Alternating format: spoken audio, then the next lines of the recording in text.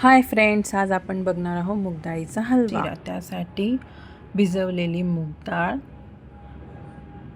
त्यानंतर ही मूग डाळ मिक्सरमध्ये जाडसर वाटून घ्यायची.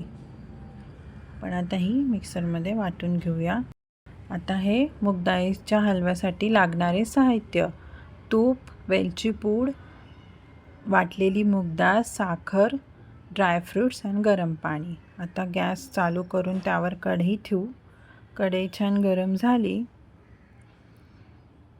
का त्यामध्ये आपण तूप घालू.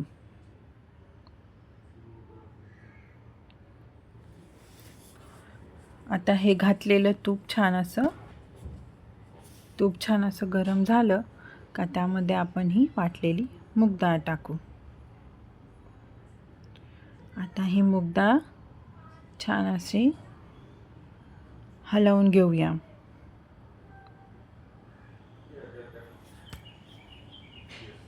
तुपामध्ये छान अशी मिक्स करायची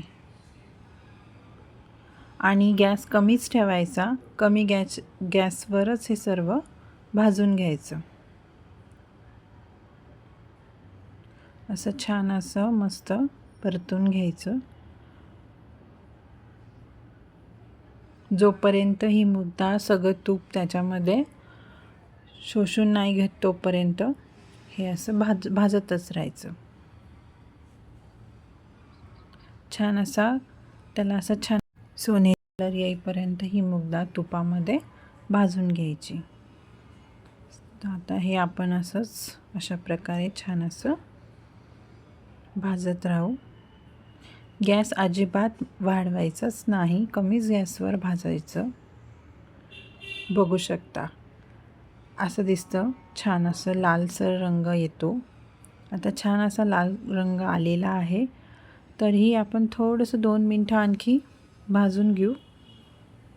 जेवढी तुम्ही मूग डाळ भाजणार तेवढं चांगला हलवा तयार होतो. आता यामध्ये आपण गरम पाणी हळूहळू टाकू.